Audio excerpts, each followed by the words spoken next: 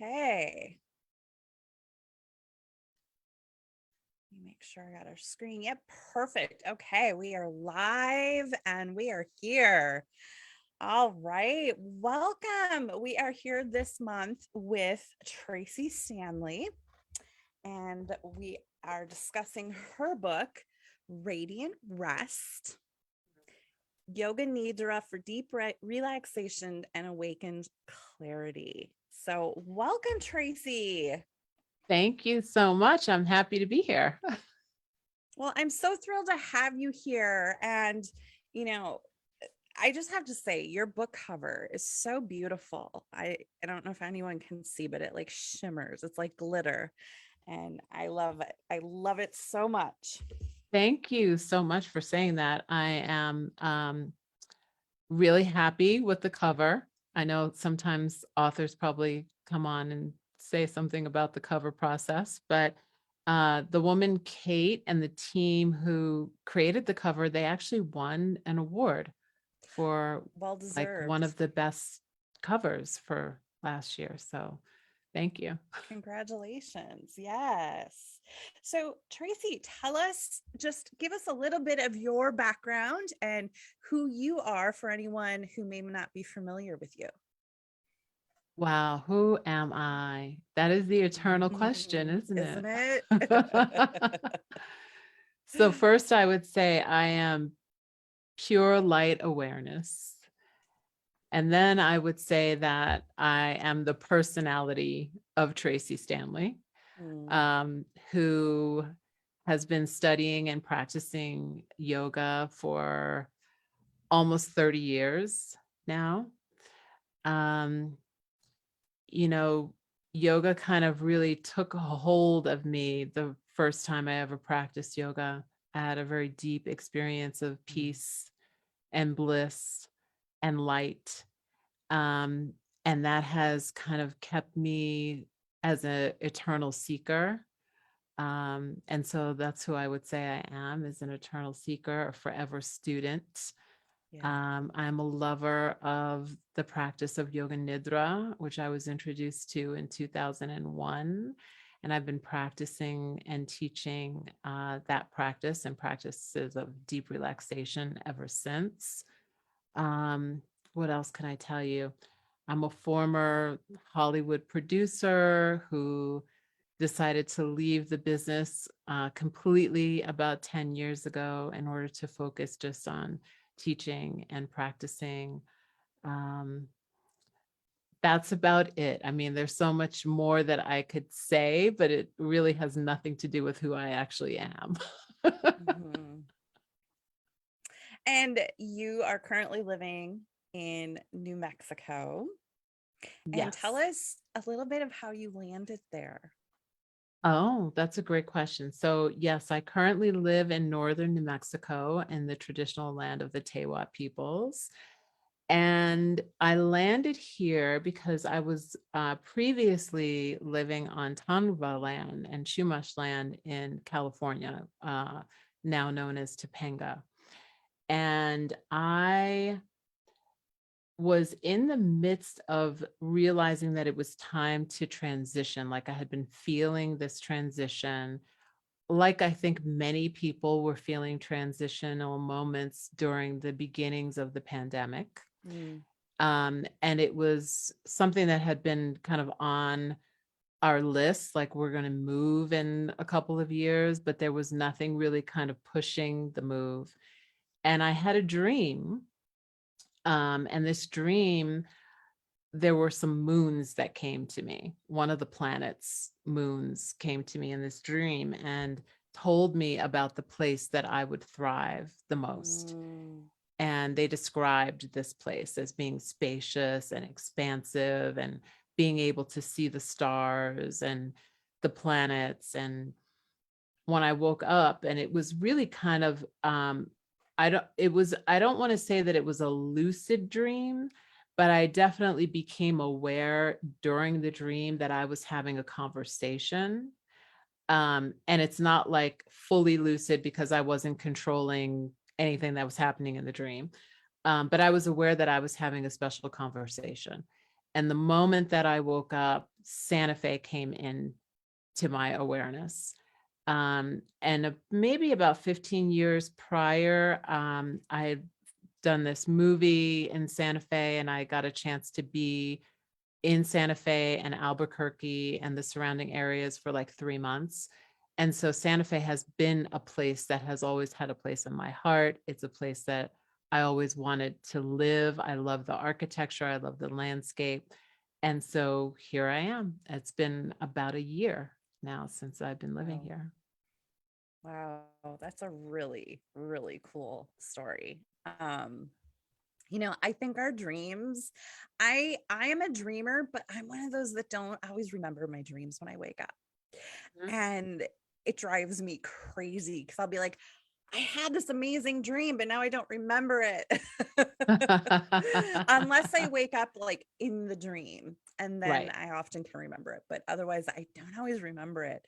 And I really, I do feel like a lot of things, messages come to us in our dreams. And Absolutely. I also believe um, our friends who've crossed over come to us in dreams as well. I have many conversations with them. So that's a Yes. really neat story. Yeah. Maybe getting a dream journal would be good, and leaving it on your bedside so Yeah, you I've can I've thought record. about it. Yeah. Yeah. Yeah. I know some people, like my best friend, he can remember every detail of his dream, and it's like a crazy movie. So, Tracee, let's jump in a little bit about radiant rest. And maybe starting, you mentioned you got into Yoga Nidra in about 2001. And so what was that like for you? I honestly didn't experience it until just a few years ago. That was my first experience with it. And I just thought it was so incredible. And I think I had experienced it in prior yoga classes, but it was never called that. Like nobody ever said it had a name. Right. And so learning that it had a name to it, I was like, oh, like this is a thing. That was my experience as well. I was introduced to the practice of Yoga Nidra in a satsang. And a satsang is generally kind of a place where you have a conversation or a Dharma talk with a teacher. And at the end of this talk, the teacher asked us to lie down, and we were going to do a practice. And up until that moment, the only time I had ever done a practice lying down was Shavasana, which I understood to be kind of the end of, the yoga asana practice where everything becomes integrated from the practice. And when I did this practice, it was so profound just in the 15 or 20 minutes that we were practicing, that the first thing that I noticed was in coming back was, first of all, what the heck just happened to me? Mm-hmm. Where did I just go? The last thing I heard was right wrist. And now I'm being asked to come back. And so I know that there's some part of me that is awake and aware, because I'm actually coming back when the teacher is asking for me to come back, and I'm not asleep. And yet I'm in this place, and we were just talking about dreaming, right? I'm Mm-hmm. feeling like I'm in this place where I'm in between being asleep and being awake. And I almost feel like I'm in this watery space of a dream. And I feel this extreme peace and extreme bliss.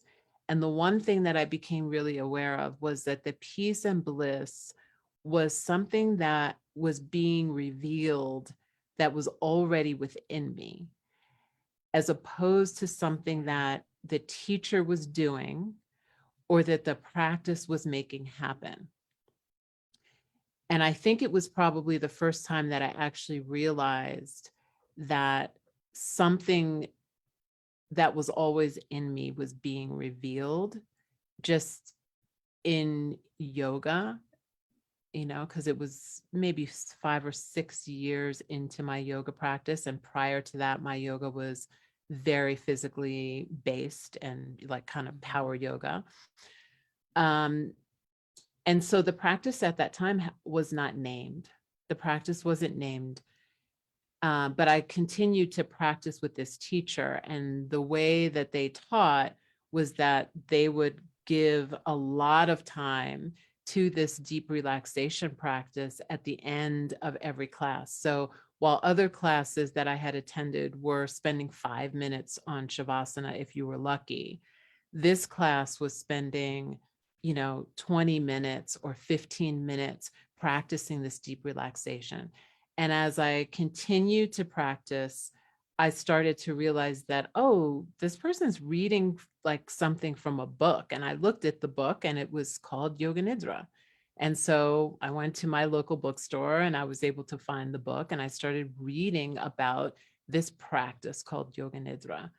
And so I was lucky enough to be able to study with someone who really believed in this practice of Yoga Nidra as being part of the yoga practice and something that was certainly at that time, I think, however many years ago it was at this point, 20 years ago, it was unique and very special to be able to have had that practice as part of my foundation as a teacher, because I started studying to become a teacher. And that was part of what I was learning. And it's, I know that I had experienced it in prior classes. And like I said, nobody ever named it or talked about what we were doing. And it's kind of a shame that nobody ever like explained it. Because I just thought it was just this particular teacher's thing, right? Exactly. Yeah, exactly. And similar to Shavasana, early in my yoga practice, I would go to a class and, we'd go into Shavasana and, as you come out of it, they were like, roll onto one side, then push yourself up, your head coming up last. And I was always like, why are we doing it like this? And nobody like ever took the time to explain why we do that, right? It's to help keep our calm and keep that, we've worked our central nervous system up during yoga, and then we've brought it down in Shavasana. We want to keep it there. And like nobody ever explained that for years. It wasn't actually until I took my teacher training that I learned why we do it that way. And so it's kind of a disservice as a teacher, right? To not explain these things. Well, I think that on the one hand, what I would say is that at least in my early days of practicing and teaching yoga, I think that there was a lot of parroting, right? It's like my teacher told me and taught this way, that this is how it's done. And so that's how I'm going to teach. And there was not this understanding, a lot, at least in Western yoga, of embodying or this idea of transmission, right? And so I think that that is part of it, is that, just like you said, you thought that it was this particular teacher's thing, that was how they taught. That was kind of how I also was feeling about the practice of deep relaxation before I knew anything about Yoga Nidra or systematic deep relaxation practices. And then the more that I started to study other styles, I realized, oh, Shivananda is doing the same thing. Or there's other teachers like, I don't remember who now, but there were some teachers in New York that I remember doing a workshop with. And I was like, oh, they're doing like a version of body scan, or they're doing systematic, rotation through the body.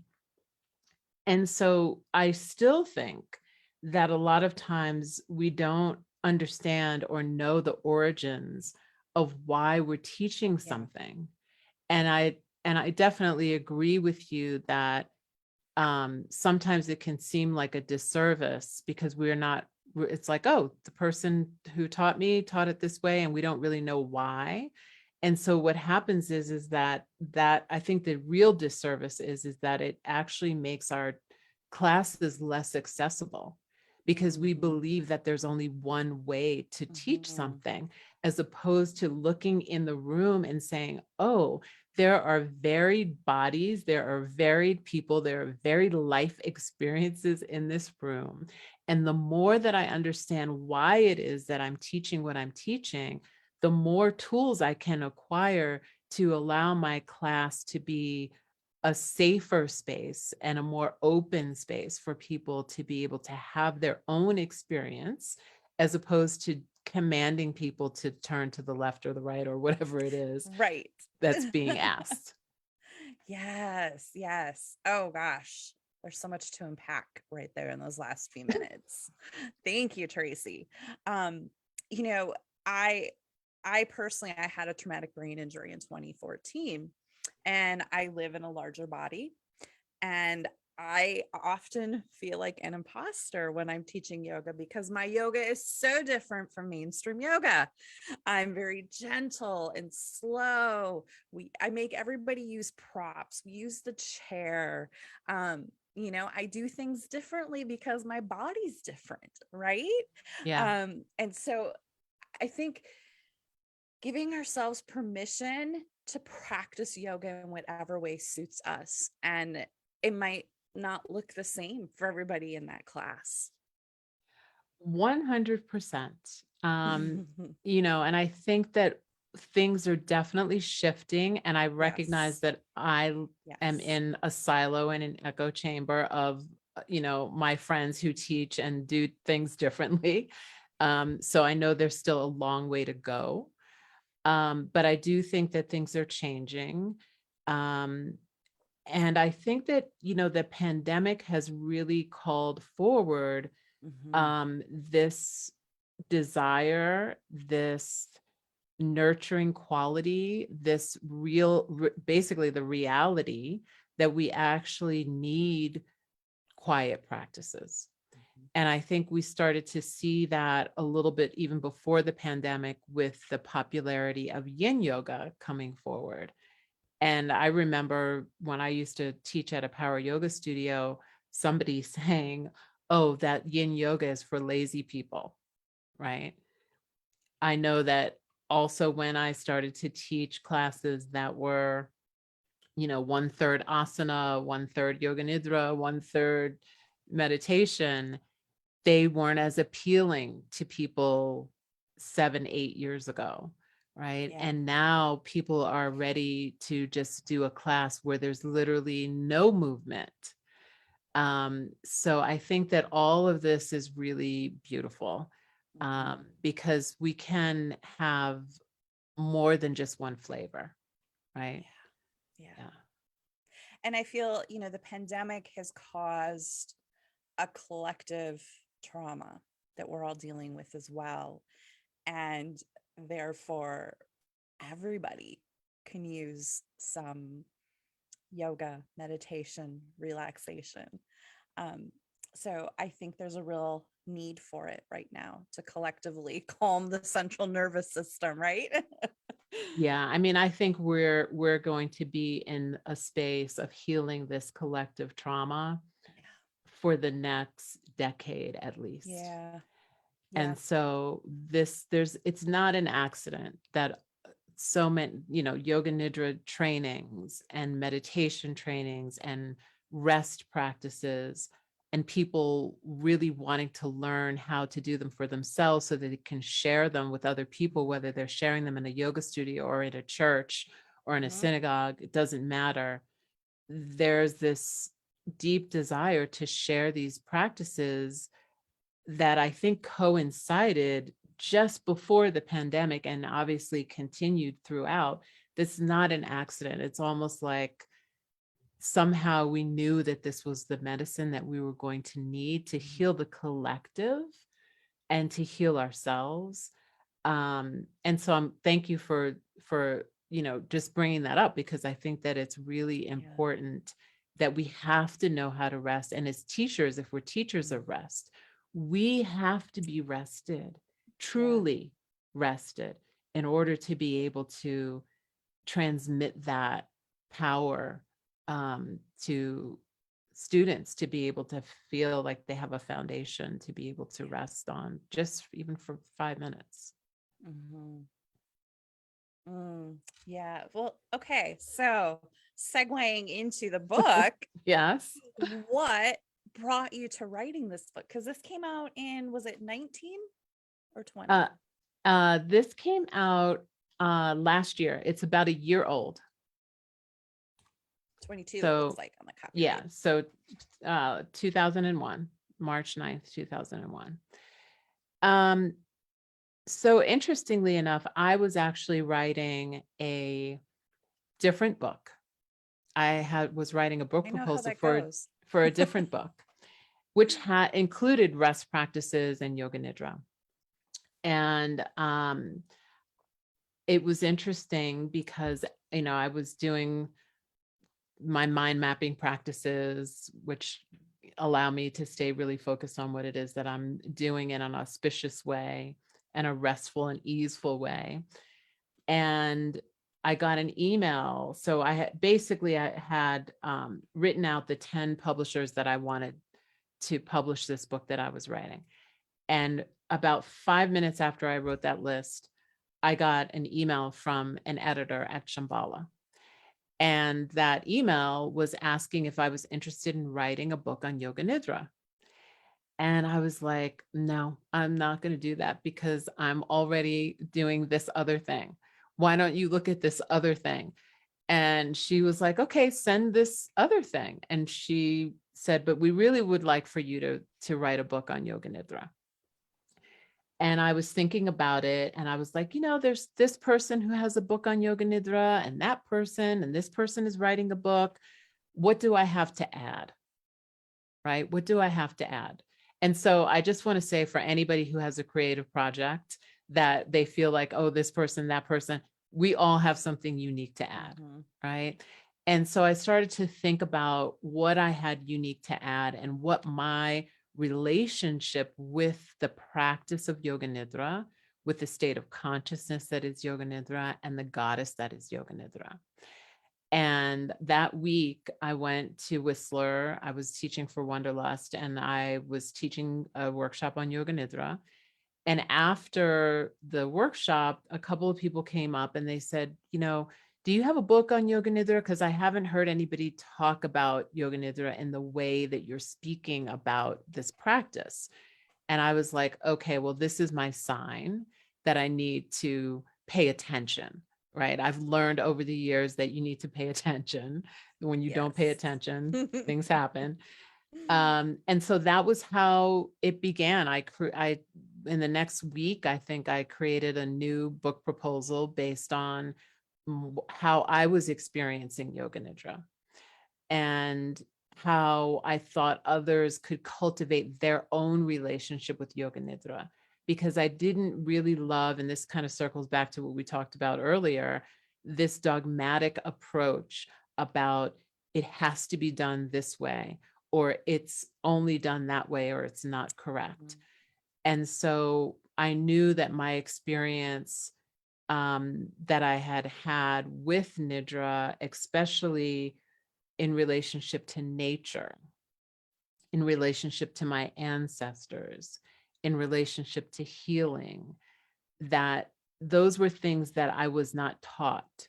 Those were things that happened because of me cultivating a relationship with the practice and using tools like journaling and self-inquiry to be able to kind of capture and translate what it is that happened from those practices that I was doing, as well as leaning on the foundation of the teachings that I received from the Himalayan tradition, and some of the other teachers that I had studied with over the years.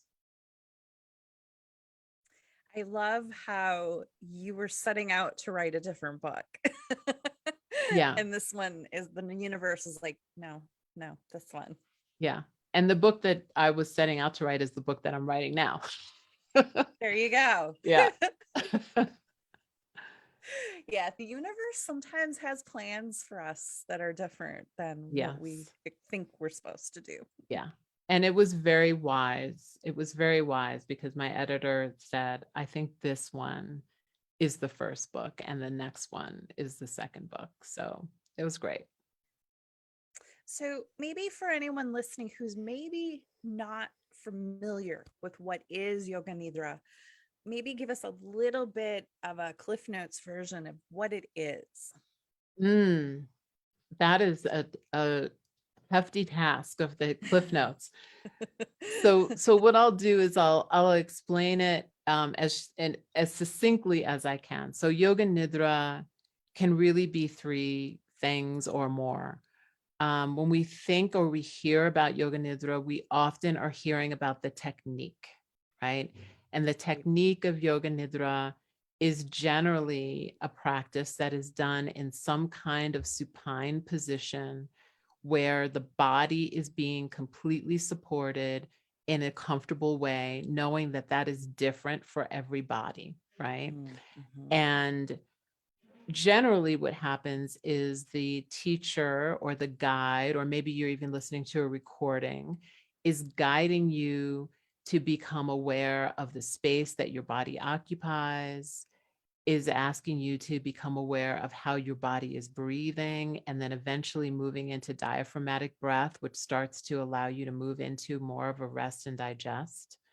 There is many times this rotation of consciousness through the body, or what some people would call maybe even a body scan, that asks us to become aware or maybe even to relax certain parts of our body. And then we really become aware that we're being held by the earth. And when we realize that we're being held by the earth, we also realize that that holding is unconditional. There's nothing that we need to do to be worthy of this holding. There's nothing that we need to earn. That this fact that we are actually breathing, that we are in this life right now, is our birthright, and our birthright is to rest. And eventually we maybe start to move from this kind of beta space that we're like in now, even though we might be in like low beta, because we're probably hopefully leaning back and resting as we listen to this, moving to this place where our awareness starts to move inward and we start to move more into an alpha state. And then eventually we start to move into these other states of brain waves that become more dominant, that could be anywhere from theta to delta. And this has been proven in different experiments. So at its core, Yoga Nidra is a practice of pratyahara, which is this idea of the withdrawal of the senses that usually brings us to the external, right? But we withdraw them, and the scriptures say we withdraw our senses like a tortoise withdraws its limbs into the shell. And we do that so that we can re-assimilate to our true nature. So when we move our awareness from the outer into the inner, and that we can kind of rest in spacious awareness, we can touch who and what we really are. And we can rest in that place that is said to be very close to samadhi, if not kind of a stage of samadhi that is full of peace and bliss. And in that space, we're kind of moving through all of the states of consciousness. So we're moving through the waking state, the dreaming state, as we talked about before, and the deep sleep state, and then moving into the fourth. And that there is awareness that is weaving through those states, that is aware of the transitions, the liminal spaces in between, right? So those spaces where you feel like, oh, I'm just hovering between waking and sleeping, and I'm aware and awake. And then I'm also hovering in this dream space. And it's just a journey where prana, which is riding on your breath at all times, just guides you back to source. And so that's the technique. Those are also the states of consciousness. So when we talk about Yoga Nidra, we can also talk about a state of consciousness. And then Yoga Nidra in the text is also a goddess. She is the one who has these moon-like qualities. She is beautiful. She is nurturing. She is holding us always. And she is radiant like the moon. And so, we can think about Yoga Nidra in so many ways. Um, but the way that I think is the gateway for most of us is just this practice of systematic deep relaxation, resting in spacious awareness, and knowing that we are worthy of being held. Mm. And it is such a blissful place to be in. Um, they talk about this place between a conscious and a sleep, and I've only achieved it a few times. It's not, every time I do Yoga Nidra, and it is such an incredibly blissful place. Like when you come out of that, it's so like you're just completely calm, but yet completely energized, like you slept for 5 hours. Like I think it is just the most incredible space. It is a beautiful Very space. sacred. It's a sacred space. And at the same time, it's not always that for everyone. Because when we start to let go, we a lot of times touch into trauma or triggers, Yes. right? Yeah. And so, again, back to what we started with in the very beginning, is that we have to give a lot of different instruction and a lot of different ways for people to remain safe, even if that means practicing with eyes open or leaning up against the wall. There's so many different ways to do that. And I felt that it was really important to address that in the book, um, because it was something that was never talked about in any of the spaces where I was learning to practice when I was doing training, Yeah. other than Richard Miller. Obviously, he's teaching about PTSD with his IRES technique. And so not only the traumas that we experience in this lifetime, but the intergenerational Yeah. trauma that can happen. And so part of the book, I think that was important for me is to always have self-inquiry after the practices so that we could explore how are we feeling and how is resistance arising and what is that resistance about. Can we slowly just start to look at that? Can we also think about, oh, maybe I actually need the help of a trained therapist to move through this, as opposed to thinking I can kind of power through this and, you know, just not address what's happening, right? But to have the proper kind of support. Um, and it's interesting because, one of the Yoga Sutras talks about the support that comes, the knowledge that comes from the support of sleep and dreams can awaken us to the truth. And that may even be the truth of I need a different kind of support than what I'm just thinking about props or the floor or the support of a good, Yoga Nidra track. It might actually be some other kind of support. So we can think about all the kinds of support that we can give ourselves to be able to become free. Mhm. Yeah. And I think, I hear more and more therapists integrating Yoga Nidra into their practices as well, which I think is just so fantastic in dealing with trauma and PTSD. Yeah, I mean, I think that this is, again, like we said, this collective trauma that we're experiencing. Um, this will be a tool that will go far beyond Mhm. yoga classes and yoga trainings, but it will go far beyond, into the mainstream as it Yeah. already is happening. Mhm. So Tracee, what was your hope with this book? What was your intention? We know you were already started on a different book and the universe had other plans. But what was your intention with the book and your hope of what readers would get out of it?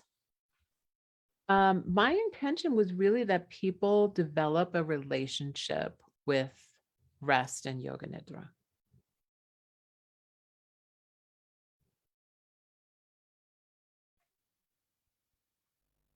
Mm, So Amy, you're yeah. frozen You, and you, if you you're, can hear me.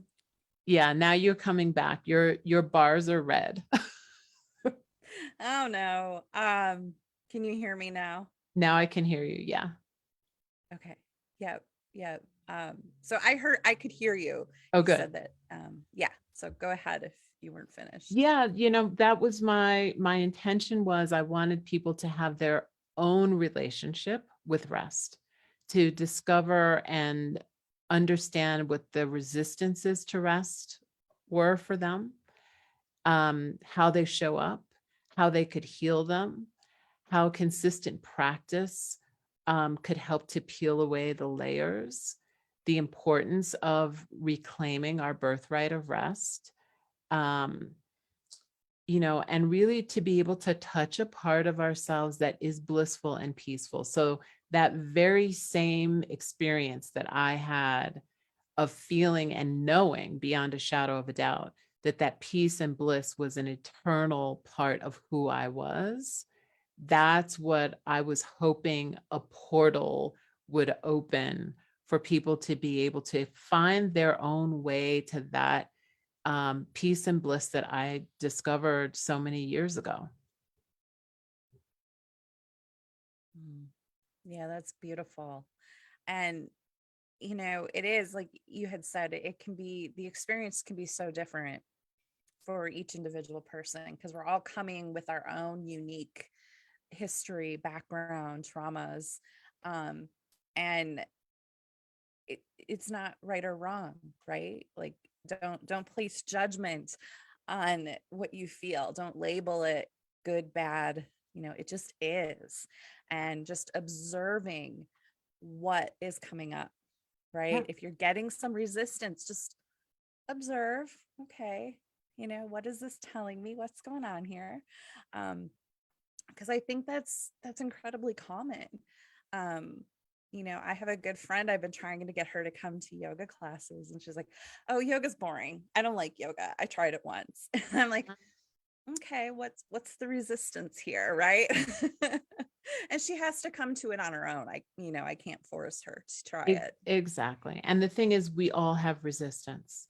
So Mhm. even when we have entered into maybe a yoga nidra class and you're like, oh, I'm so ready to relax and I can't wait to lay down.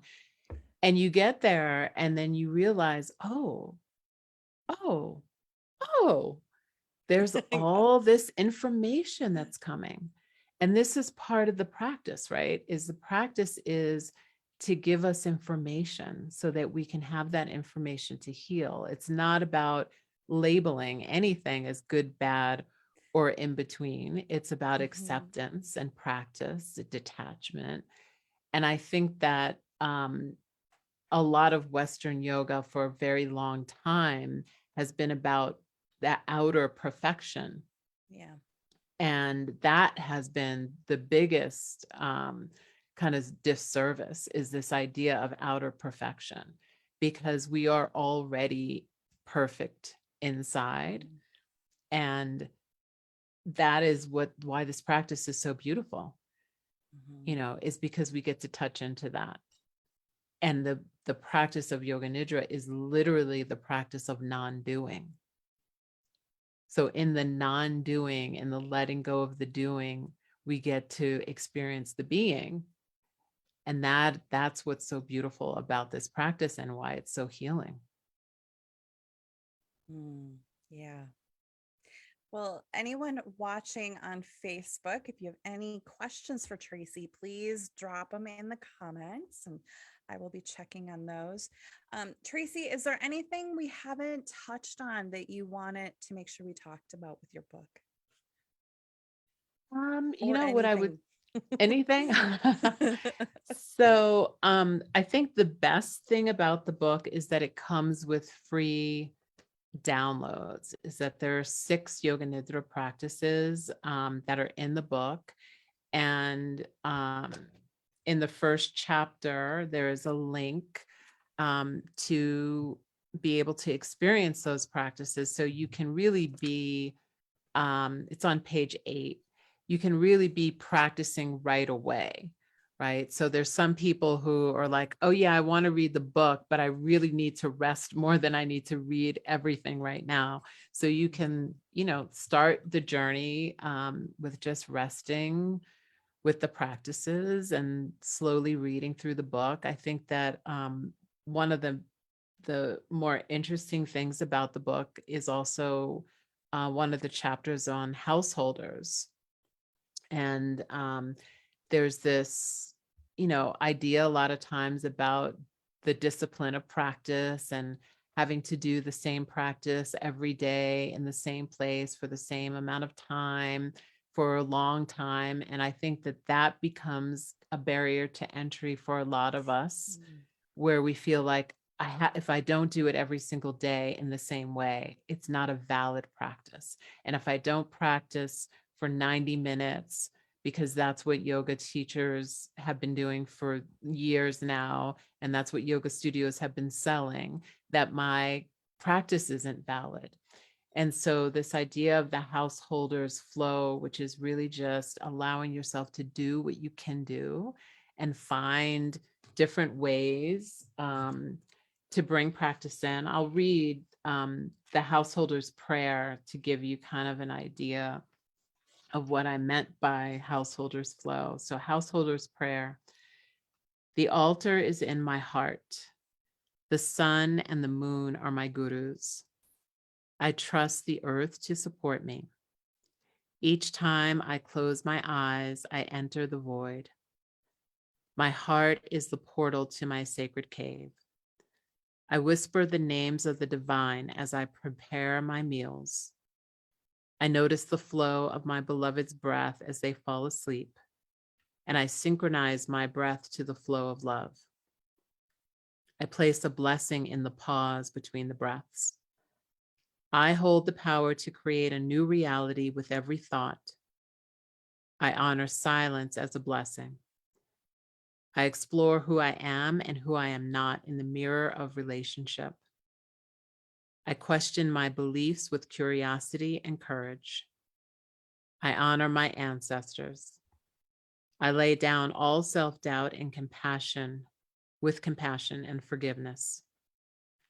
I remember the light of my soul as I enter the dream state. I recall the beauty of truth as I transition from sleep to waking. I know the vibration of truth. I remember that nothing is mundane. I honor the power of the transition as a portal to transformation. Everything is an offering. My life is a sacred ritual. Thank you so much for reading that. It was beautiful. Yeah, thank you. It was important, I think, to reframe what practice can mean and what practice can be when we're not trying to sell something. We're trying to live something. Yeah.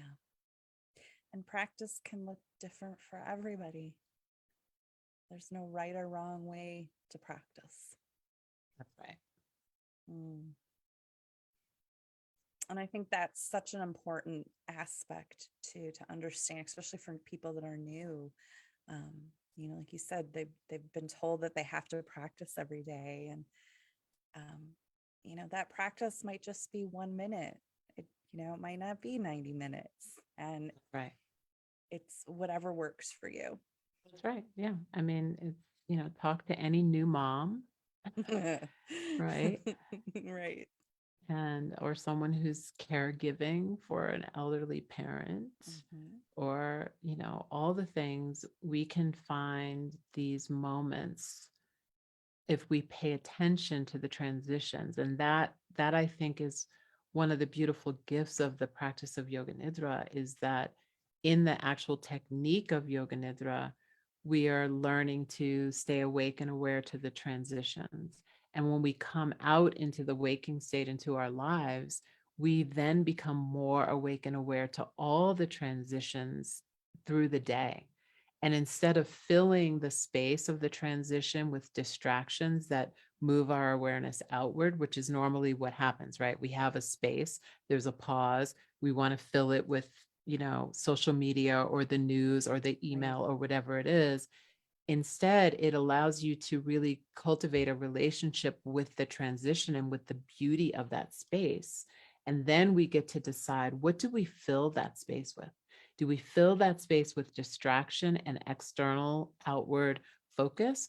Or do we take that moment to be able to savor the transition, to close our eyes and breathe deeply for 1 minute or 3 minutes and let that be our practice?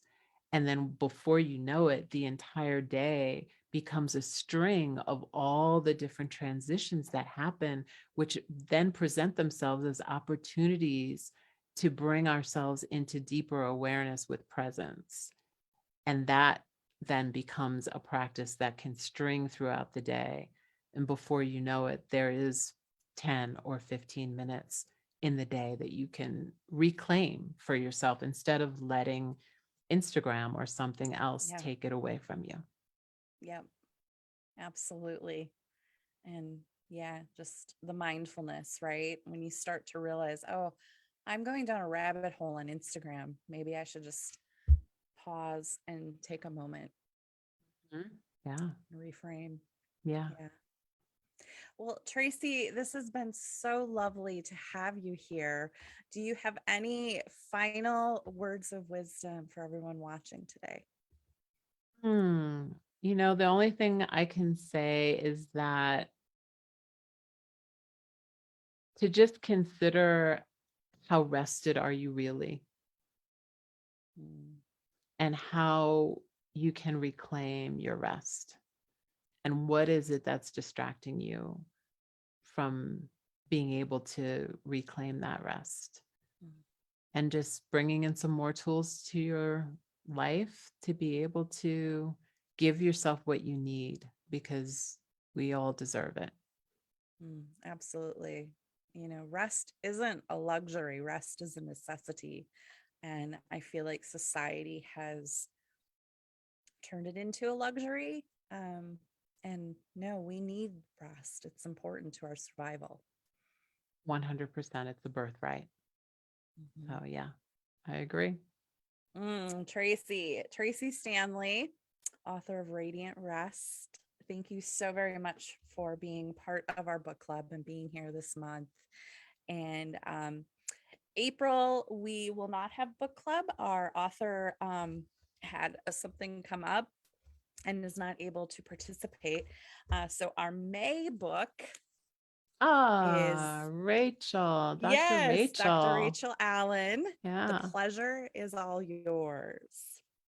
And I'm going to try something new next month as well, or for May as well. Now that we're kind of coming out of COVID, I think we're going to try and do an in-person meetup to have a discussion about the book before the week of our author talk with the author. So I'm excited to start seeing people in person. So thank you so much, Tracee, for being here. It has been a pleasure. I appreciate you taking the time and sharing with all of our listeners. Thank you so much. It's been an honor. Thank you.